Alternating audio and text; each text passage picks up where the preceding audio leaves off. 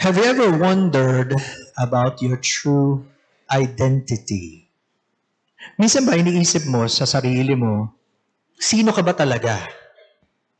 Madalas pong tinatanong ng maraming mga tao yan. Probably the three questions foremost would be, who am I?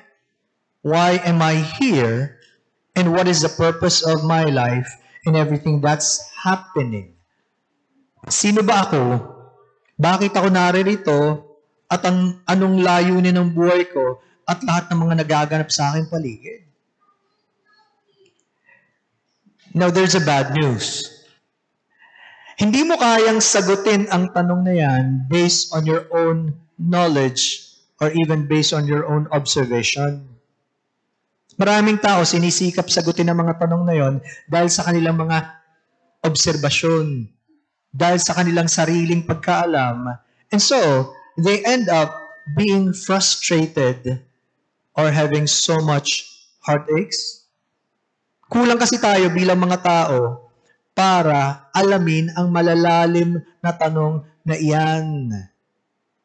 But again, salamat na lang, meron tayong Biblia na salita ng Diyos na sumasagot ng mga tanong na iyan. In fact, even King Solomon, who was the wisest man during his time, ang kanyang naging conclusion in the book of Ecclesiastes, in Ecclesiastes 1, in verse number 2, sabi niya, "Vanity of vanities, says a preacher, vanity of vanities, all is vanity." Yung salitang vanity, pwede ring i-translate daw sa mga salitang absurdity, frustration, futility, nonsense. Kaya nga sa NIV, tin-translate ito, meaningless, meaningless, says a teacher, utterly meaningless, everything is meaningless. Walang kabuluhan lahat. In fact, mas mabigat pa dun sa Tagalog version na nakita ko. Sabi sa Filipino version, in verse 2, napakawalang kabuluhan. Napakawalang kabuluhan. Lahat ay walang kabuluhan, sabi ng mga ngaral. At pag tinuloy pa sa verse 3, nagpapagod ka ng husto sa pagtatrabaho sa mundong ito, ngunit para saan ba ang pagpapagod mo? Napaka tamang tanong, di ba? Very, very appropriate question. Oo nga naman. Life is just like a cycle. Bibigay mo lahat ng lakas mo, and then what? Para saan ba lahat yan? Maliban na lang kung katagpuin tayo ng Diyos, hindi natin malalaman ang sagot sa iyan. Parang routinary na lang lahat. Routine lang. Pero pag ang Diyos ang nagpahayag, makikita natin, sino ba siya? Sino ba tayo? Ano bang layunin niya sa buhay natin? At dito papasok ang relevance na ating pag-aaral in Ephesians chapter 2, verses 12 to 16. At babasahin ko po ito first in English, and of course, sa pag-aaral natin, it will be in Filipino also.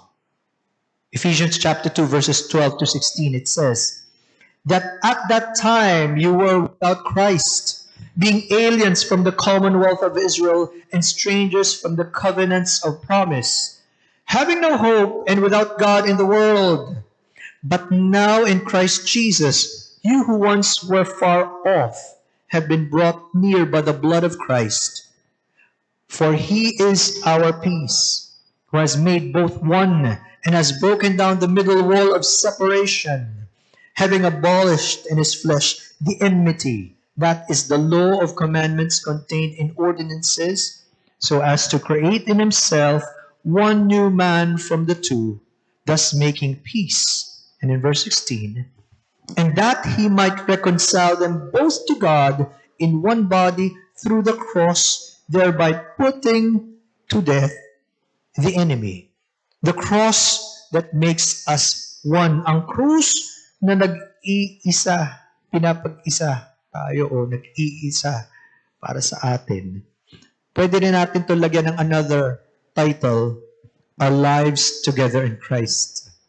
Ang buhay nating magkakasama kay Kristo. And may the Lord be pleased to bless His Word. Almighty Father, with the blessing of your Holy Spirit, continue to work in our minds and hearts and bless your Word sa aming mga isip at puso upang maging totoo ito. Panginoon, wag lang namin gawin ito just like any other thing na ginagawa namin, pero ito ay galing sa inyo. Ihanda niyo po kami. Sa inyo po ang papuri sa pangalan ng Panginoong Hesus. Amen. Sa ating pong talata, binigyan ito natin ng 3 simpleng points sa ating outline. Ito po ay consisting of 3 O and P. First, our past. Second, our present. And third, our peace. Ang ating nakaraan, ang ating kasalukuyan, at ang ating kapayapaan. Tingnan natin ang una. Our past without Christ. Verse number 12. I'm sure, alam na alam niyo yung kasabihan natin sa Filipino. Ang hindi lumingon sa pinanggalingan ay... Kala ko sabihin niyo may stiff neck. Hindi makakarating sa paroroonan. At totoo yun. Somehow, paalala ito sa atin, even in our text. Mahalagang bumalik tayo sa nakaraan kung tayo ngayon ay sumusunod sa Panginoon. May mga ilang pakinabang kapag tayo marunong tumanaw sa pinanggalingan natin. Una, natututo tayong magpasalamat. We feel that kind of gratitude. Secondly, it humbles us. Binibigyan tayo ng pagpapakumbaba. At pangatlo, mas lalong lumilinaw ang ating mga mata at pagtanaw sa ating nakaraan, sa ating inaharap, and hopefully sa ating patutungan. It gives us a better perspective. Mahalagang-mahalaga yun. Kaya nga, mula sa Biblia, malinawanag na sa oras na ang tao ay ipanganak sa mundong ito, siya ay pinapanganak na hiwalay sa Diyos. Kasi nakikita lang natin yung cute na baby eh. Ang di natin nakikita, ang kalagayan ng bawat tao, hiwalay sa Diyos. At yun daw ang tinatawag na pinaka-miserableng uri ng pamumuhay, the most miserable experience ever. Parang walang katuturan, pinakakawawang kalagayan. Lalo na kung ang tao nabubuhay sa kanyang natural na kalagayan, just like so many people are today. Kahit pa nga sabihin ng mga taong, I'm living my life to the fullest. Binibigay ko na lahat, talaga namang hindi ko na pinipigil sarili ko, kaya I am fulfilled. Ang problema doon, sariling definition nila yung living life to the fullest. Pero kulang pa rin. And in the end, just like what Solomon said, vanity, in vain. Walang kabuluhan. At gaano karami ang ganyan. Pasinin nyo, no? Kung may isang tao na nakuha niya lahat ng gusto niya, halos, I would say, si King Solomon yun. Ang kanyang patotoo sa Ecclesiastes 2:10-11, anything my eyes desired, I did not deny myself. I refused my heart no pleasure. For my heart took delight in all my work, and this was the reward for all my labor.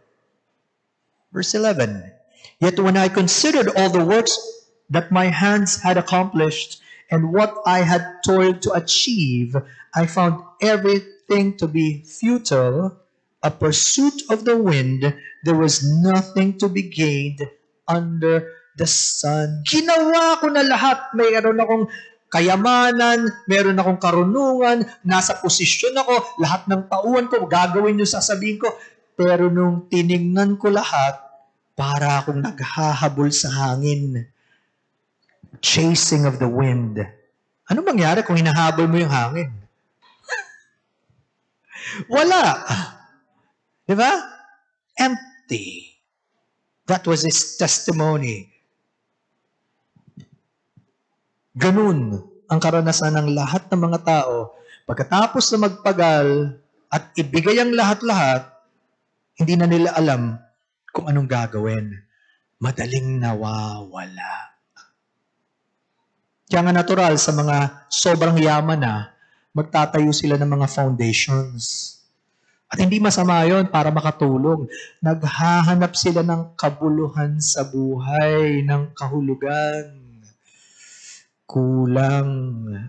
And then tayo naman na medyo mas nasa mababang antas ng lipunan, pinipilit nating abutin yung pinakamataas, hindi tayo makontento kung saan tayo gusto ng Diyos. Ibigay natin, of course, ang ating best effort just like what the Bible says. Whatever your hand finds to do it with all your might. That's always a biblical principle. So huwag natin gamitin ng excuse. Kontento na ako, hindi ko gagawin yung gusto ng Diyos. That's a wrong attitude. Pero, kapag nakita natin, ito ang buhay ng karamihan at wala ding pala saysay pagkatapos ng lahat, tutuloy ka pa ba sa ganong klase ng pagtanaw at pagpapagal? Only to find out later on, pagharap mo sa Diyos, hahatulan ka na niya. Anong pinagagawa natin sa buhay natin ito? What did we do in this life? Is it really for God? Or is it for ourselves? Para sa Kanya ba o para sa sarili? Lahat ng ginawa natin. Kaya ito yung theme na gusto ni Apostle Paul na ipahayag sa pinakamalinaw na paraan. The Apostle Paul wanted to make this in the clearest possible way. And here is the truth. To be without Christ is to have nothing. Again, to be without Christ is to have nothing. Kapag wala ka kay Kristo, wala kang kahit ano. That's the truth of the matter. Kahit dayain mo pa sarili mo o ipakita mo sa mundo, I am someone, I have something, we are nothing without Christ. At ito ang buhay ng lahat ng mga nabubuhay sa mundong wala kay Kristo. In fact, binigyan din niya yan sa verse 12. I'll read the Filipino version. Na ng panahong yun, kayo ay walang Kristo, hiwalay sa pagiging mamamayan ng Israel. Speaking of both Jews and Gentiles, ang nire-refer niya, ang mga tinatawag na hintil sa panahong yun, ayaw nilang kumilala sa tunay na Diyos, kaya wala silang Kristo. So, wala silang covenant relationship with God. Wala silang pakikipagtipan o pakikipag-ugnayan sa Diyos. Kaya yung binabanggit siyang Commonwealth of Israel speaks of citizenship. Hindi ka kabilang sa bayan ng Diyos. You're not part of God's own people. Yun ang kalagayan ng bawat isa. At binigyan pa ng diin. Sabi, at mga dayuhan sa mga tipan ng pangako. Sa ating King James, aliens. Sa other versions, strangers. Alam natin sa ating panahon, foreigners. Dayuhan ka, hindi ka taga bayan ng Diyos. You are not part of God's nation. That's the thought. At wala kang pakinabang doon. You don't have the privileges of God's people. That's what the Apostle Paul is saying. Kaya kung ang tao na ipinanganak sa mundo ay masaya sa kanyang buhay na wala si Kristo, you are of all men most miserable.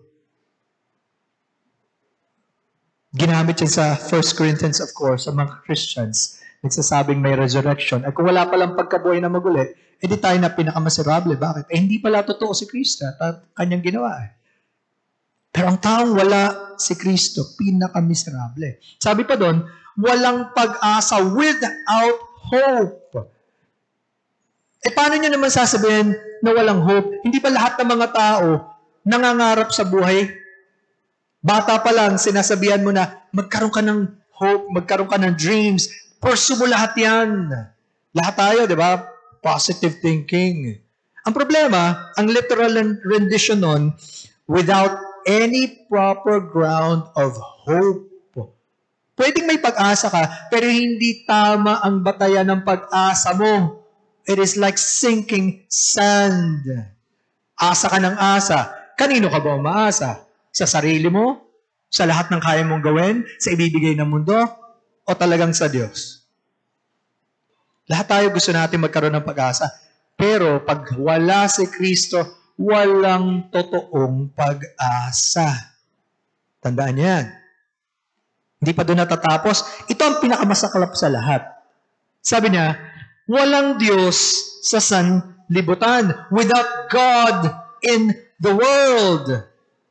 Ang Greek word na ginamit ay atheoi, kung saan nanggaling ang ating salitang atheists.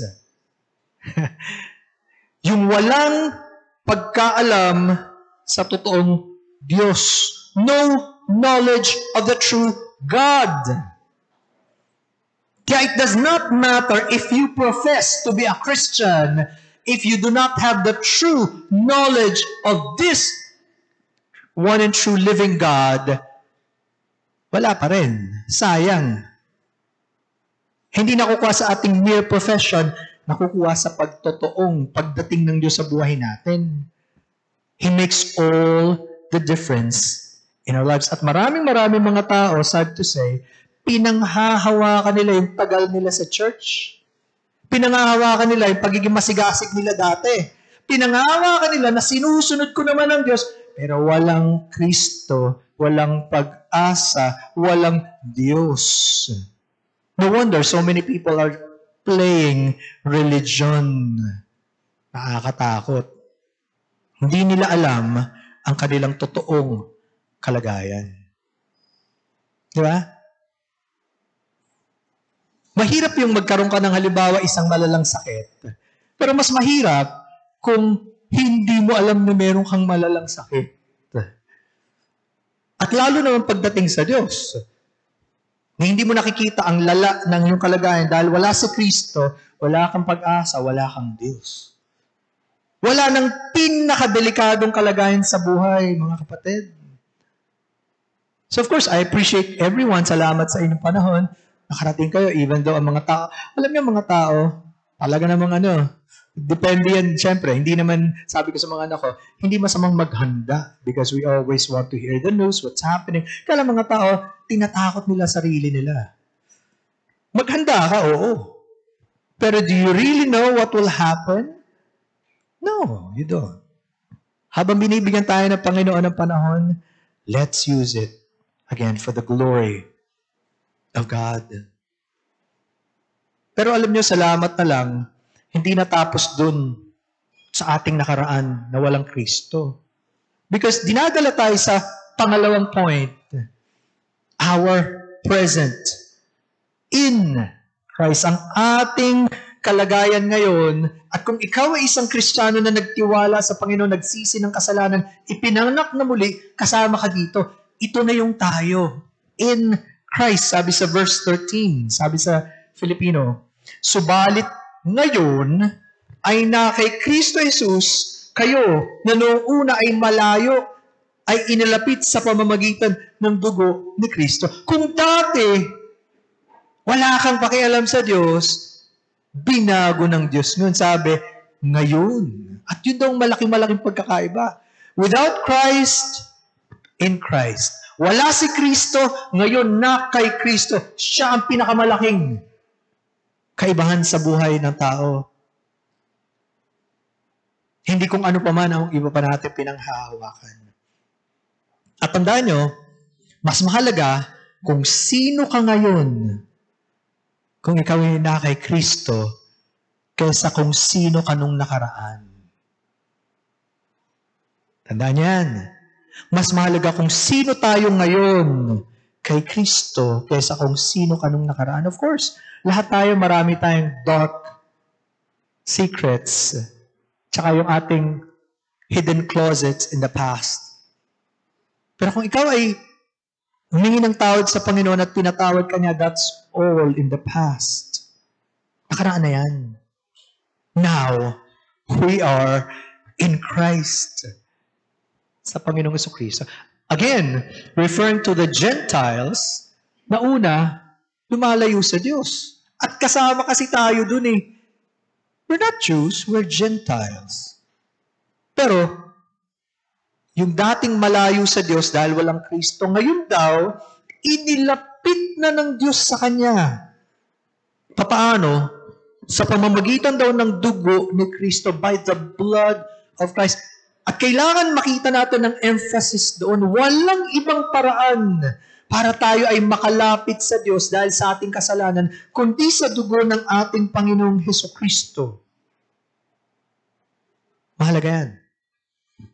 Na ang mga tao na wala kay Kristo at wala sa kanila ang dugo ni Kristo, pareho pa rin ng dati. Still the same. Without Christ and without His precious blood. Yung pakikipag-isa, the reconciliation happens because of our Lord Jesus Christ and through His great sacrifice on the cross. Yun eh. Sa Kanyang ibinigay na buhay at sakripisyo. Now, makikita niyo dito, pinagtagpo ang kaisipan na sakripisyo ng Panginoong Jesucristo at ang Kanyang dakilang pag-ibig. Bakit? May mga tao, pwede nilang makita, napaka-brutal naman ang pagpatay sa Panginoon, napakahirap nung ginawa niya. In fact, they said that the Roman crucifixion was probably the most brutal form of death. Napakasaklap. Dahil bago ka mamatay, maghihirap ka muna. Pero hindi yun ang emphasis. Bagamat totoong nagdusa siya, totoong nasaktan siya, totoong hindi natin kaya ma-imagine yung lahat ng dinanas niya. Pero ang emphasis, dahil sa kanyang sakripisyo, ipinakita niya ang napakalaking pag-ibig ng Diyos. Handang magbigay kahit ng kanyang buhay. Again, bakit mahalaga ang emphasis on the blood of Christ? Kasi marami tao, they feel, pwede naman akong lumapit sa Diyos kung ako magdadasal ng matindi. Pwede kong tanggapin ng Diyos kapag nagpakabait ako. O kaya sumunod sa 10 kautusan, basta ako, I'm just a good person. I'll be fine. No, you're not fine. Ang pinaka masasakit na salita na binigay ng Panginoong Jesucristo ay sa mga relihiyosong mga tao na hindi kumikilala sa Diyos at sa Kanya. At sa judgment time, in Matthew 7, habang kumpante yung mga haharap sa Panginoon, magsabi, Panginoon, di ba dami namin ginawa para sa inyong pangalan? Nagpagaling kami, nagsipanghula, nangaral sa inyong pangalan. Sabi ng Panginoon, lumayo kayo sa akin, kayong gumagawa ng katampalasanan. Hindi ko kayo kilala. So kung batayan natin, ay lahat ng ginawa natin o pinagsikapan natin, disqualified na tayo. Bakit? Walang taong mabuti. Wala kahit isa. Tanging ang ginawa ng Panginoong Jesucristo na sakripisyo ang pwedeng maging paraan para tayo makalapit sa Diyos. Sa dami ba naman ng kasalanan natin? Salamat na lang. Hindi pa baitan. Although dapat naman may pagbabago nangyari sa buhay natin yan. Totoo naman yan. Pero hindi yun ang batayan. Dahil sa ginawa ng Panginoong Jesucristo. Kaya malinaw na malinaw ang 1 John 1:7, the blood of Jesus Christ, His Son, cleanses us from all sins. Ang dugo ni Jesucristo na kanyang anak ang naglilinis sa lahat ng ating kasalanan. Wala nang iba. Even when you celebrate Christmas and you remember His birth, pero kung hindi ka nagtitiwalang siya ang iyong tagapagligtas at siya lang ang pwedeng tumubos ng iyong kasalanan, sayang, wala pa rin. Tanging ang dugo ni Kristo. So, pinag-uusapan ang nakaraan natin, wala si Kristo, ang ating kasalukuyan na kay Kristo. Yun ang ating identity, tandaan nyo. As Christians, we are followers of Christ. Literally, little Christ. Nasa atin na si Kristo. Hindi na ako ito. Siya na ang nananahan sa akin. Yun ang totoong identity ng isang nagtitiwala sa Panginoon. Hindi kung ano pa man. And thirdly, salamat na lang because of our peace, our Lord Jesus Christ. Siya ang ating kapayapaan. Sabi dun sa verse 14, for He Himself is our peace, sapagkat siya ang ating kapayapaan. Bakit mahalaga to? Kasi ang kalagayan natin bilang natural na taong ipinanganak sa mundo, kaaway tayo ng Diyos. So kung sa palagay mo, natutuwa ang Diyos sa'yo habang tinitingnan Kanya araw-araw sa mabubuting mga ginagawa, mali. We are enemies of God sa natural na kalagayan natin. Kaya tayo nagre-rebelde. Kaya mas gusto natin ng ibang bagay kaysa sa Diyos. Kaya hindi natin siya pinapahalagan. Kaya wala siyang puwang sa buhay natin. Kalaban tayo ng Diyos. Hindi natin nare-realize. Pero yun ang katotohanan, sabi sa Romans 5:10. For if, while we were enemies, we were reconciled to God through the death of His Son. Tingnan nyo yun. Kung tayo daw mga kaaway ng Diyos, pero hindi hinintay ng Diyos na maging mabait tayo, ibinigay niya ang Kanyang anak at sa kamatayan ng Panginoong Jesucristo na ibalik yung ating relasyon, hindi na tayo kaaway ng Diyos. Kaibigan, pero higit sa lahat, anak na ng Diyos. Ano pa bang masigit dun? Dahil sa ating Panginoong Jesucristo. At alam naman natin, sabi sa Bible, isa sa mga titles ng Panginoon in Isaiah 9:6, He is the Prince of Peace. Siya ang prinsipe ng kapayapaan. Kaya pasinin nyo, hindi lang siya nagdadala ng kapayapaan, siya mismo ang kapayapaan natin. Because ang problema natin bilang makasalanan, malayo tayo sa Diyos, pero dahil sa Panginoong Jesucristo, we have both the peace with God and the peace of God. Ang kapayapaan na tayo ngayon ay tinatanggap na ng Diyos at pwede na tayong mabuhay, hindi na tayo kakaba-kaba dahil sa ating kasalanan. Siyang ating kapayapaan. Kaya gusto ko yung sa English phrase, for He Himself is our peace. Diba ang sabi sa Bible, kung tayo Kristiyano, dapat peacemaker tayo. Tagagawa ka ng kapayapaan. Hindi ikaw nagdadala ng away sa mga tao. Ikaw ang magbabati. Peacemaker. Pero ang Panginoong Jesucristo, He was not just a peacemaker. He is our peace. Siya mismo ang ating kapayapaan. Kaya kung wala siya, wala kang kapayapaan sa buhay mo. Hanap ka ng hanap kung ano-ano. Ikot ka ng ikot sa mundo. Subo ka ng subo ka kahit ano. Hindi mo matatagpuan kung wala si Kristo. Ganun kahalaga.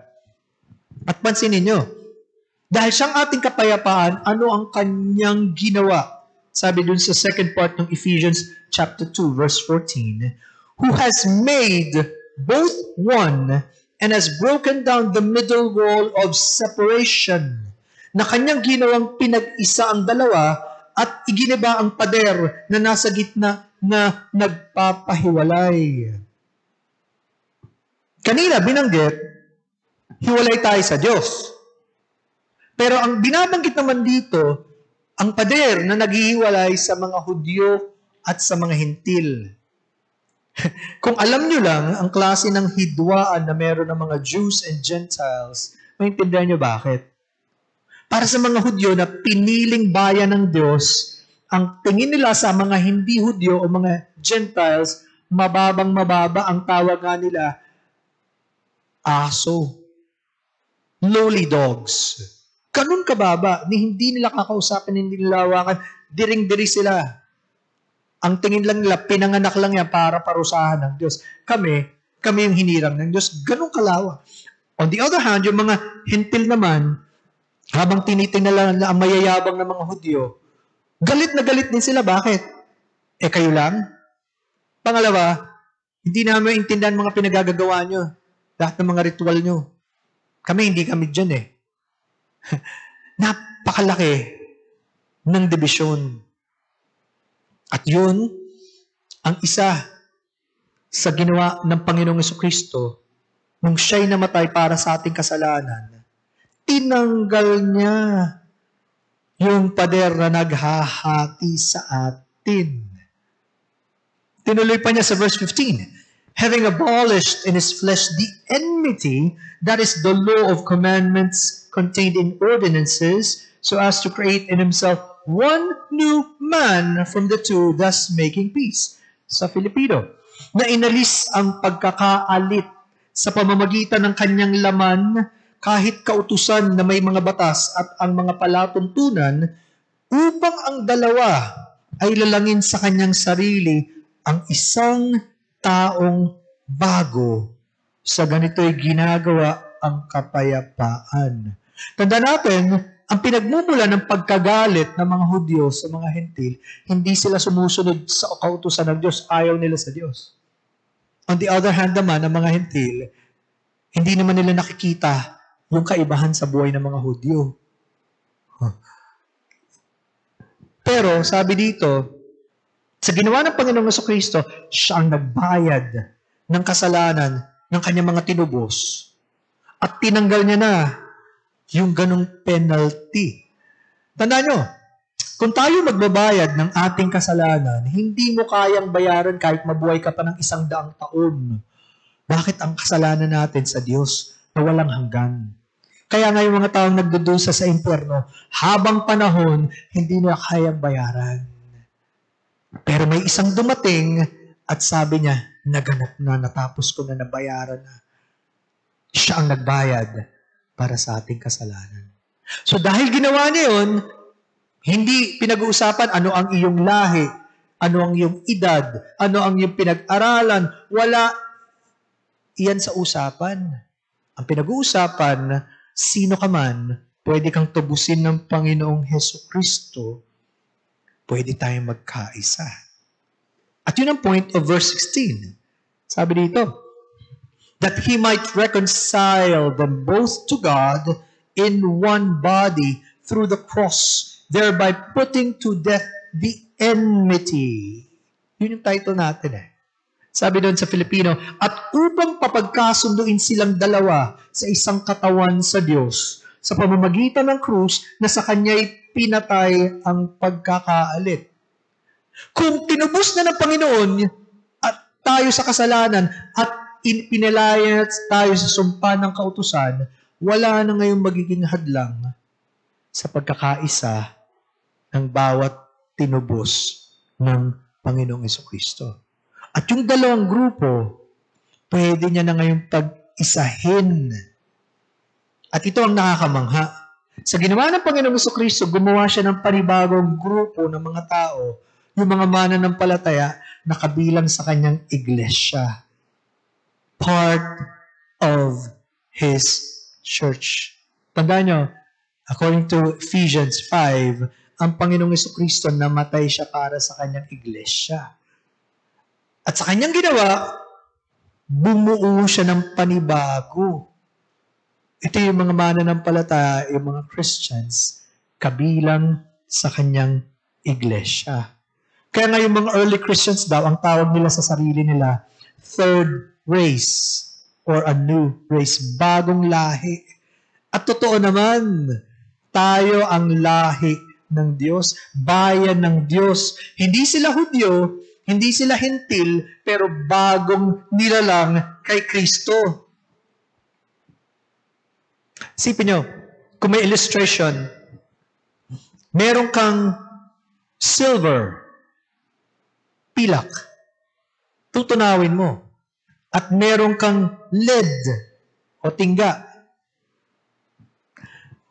Kung may kakayanan ka na pagsamahin ang magkaibang elementong ito, pero magagawa mong maging ginto, sa palagay nyo, ano ang magiging mas mahalaga? Yung pilak, yung tanso, o yung ginto? Ano magiging mas mahalaga? What will be more precious? The silver, the lead, or the gold? Hindi kayo sumasagot, pero alam kong nasa isip niyo. Of course, pag-uusapan pa ba yun, yung gold. Kaya nga mahirap daw gumawa ng ginto. Sa kasaysayan, sinusubukan nilang gawin yan. You cannot do that. Pero in a much greater sense, ganun ang ginawa ng Panginoong Jesucristo. Mga makasalanan katulad natin, pare-pareho naman tayo, both Jews and Gentiles. Pero magkaaway, pero dahil sa kanyang ginawa, pinag-isa niya, mas mataas na ngayon. Mga anak ng Diyos, bayan ng Diyos, hindi na kagaya ng dati. Kaya, maiintindihan nyo ngayon, ang pagkakaisa na meron ng mga totoong Kristiyano, hindi paimbabaw. The unity that we have as Christians is not superficial. It is not something that suddenly happened, bigla lang nangyari, kasi gusto ko na makipagbati sa kanya. No! Ito ay naganap dahil sa sakripisyo ng ating Panginoong Hesukristo. At ginawa niya minsan lang magpakailaman, only once for all. Kaya pala, dahil sa ginawa ng Panginoon, pwede siyang manalangin ng pagkakaisa sa kanyang bayan, sa kanyang mga anak. Alam niyo yung prayer ng Panginoon in John chapter 17, verse 21? John 17 is considered as the great priestly prayer of our Lord Jesus Christ. Ano ang kanyang panalangin? That they all may be one, as you, Father, are in me, and I in you, that they also may be one in us, that the world may believe that you sent me. Ang panalangin ng Panginoon, ng Jesucristo, para sila magkaisa. Kung paano kayo, Ama, ay nasa akin at ako'y nasa inyo, sila rin magkaisa para maniwala ang sanlibutan na kayo ang nagpadala sa akin. Hindi galing sa atin yung pagkakaisang yan. Galing ito sa Panginoong Jesucristo. Dahil sa kanyang ginawa. At sinasagot niya yung panalangin iyon. Naintindihan po ba natin gaano kalalim ang ibig sabihin nito? So, dear brothers and sisters in Christ, pag naintindihan natin yung napakalalim at napakalawak na katotohanan ito, yung mga pinagtatalon-talunan natin na mga parang walang kakwenta-kwentang bagay, yung mga superficial things, yung mga squabbles or misunderstandings, o kaya meron kang hindi gusto sa isang tao kasi ayoko siya magsalita, ayoko yung kanyang pananamit, basta kahit ano yan, malulusaw yun dahil sa kadakilaan ng Panginoong Jesucristo at yung kanyang ginawa para sa atin. Matututunan natin ngayon na mahalin ang ating kapatid gaya ng pag-ibig ni Kristo sa atin na hindi karapat-dapat at makikita natin, minahal din siya ng Panginoon. Kahit may ayoko sa Kanya, patawarin niyo ko, Panginoon, tulungan niyo pong mahalin siya dahil tinubos niyo rin siya. Nakikita niyo, hindi ito yung pagkakaisa na galing sa tao at sasabihin lang mga tao, basta let's unite, let's be one, let's be together. Hindi. Ito ay galing sa Panginoon at siya naglalagay sa puso natin. Madalas nga, di ba, pag naririnig natin yung term na pet peeves natin, yung mga ayaw natin, maliit man yan o malaki, madali tayo ma-irritate Pero pag tinubos tayo ng Panginoon at nakita natin ang mga kapatiran ay tinubos din ng Panginoon kahit na yung mga bagay na parang ang hirap tanggapin, matututunan mo ngayon, Panginoon, dahil sa inyo. Kung paanong tinanggap niyo ko, tinatanggap niyo rin siya. At dahil doon, pwede kami magkaisa para sa inyo. Tandaan nyo, hindi ito kaya ng tao. It is only the work of the Lord Jesus Christ and through His Holy Spirit. At tingnan nyo daw ang epekto. Kapag nalaman ng mga tao tayo pinag-isa ng Panginoon at yung pag-iisang yun ay dahil sa kanyang ginawang sakripisyo, malalaman nila kung sino ang Panginoong Jesucristo sa buhay natin. Madalas binabanggit ni Pastor Eric ng SGBC ay known for the love and care.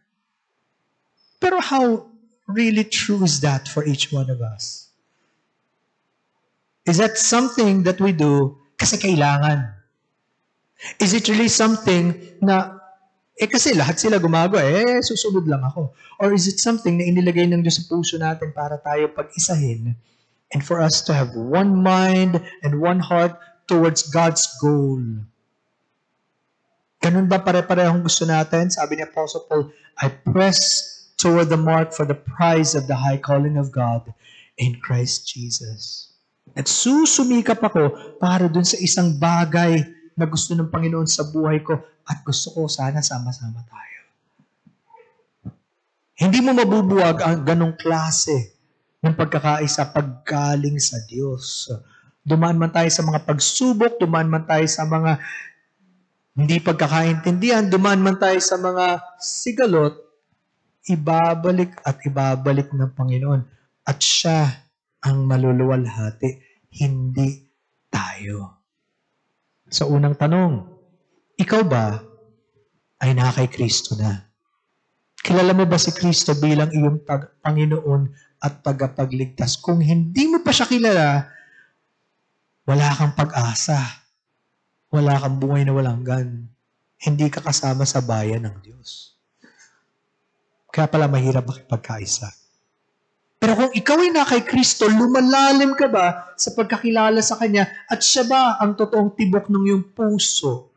Siya na ba talaga yung pinakaninanais mo sa buhay mo at wala nang pwedeng pumalit sa Panginoon sa buhay mo? Kung may magtangka na mag-offer sa iyo ng maraming bagay at makakalimutan mo ang Panginoon, hingi ka agad ng tawad sa Panginoon. Ano mang bagay yan. At siya pa rin ang nanaisin mo. Totoo ba sa atin yun, mga kapatid? Again, it is the cross that makes us one. Ang Panginoong Jesucristo ang gumagawa para tayo magkaisa. And may the Lord help us to grow in the grace and knowledge of our Lord Jesus Christ. Tayo pa manalangin.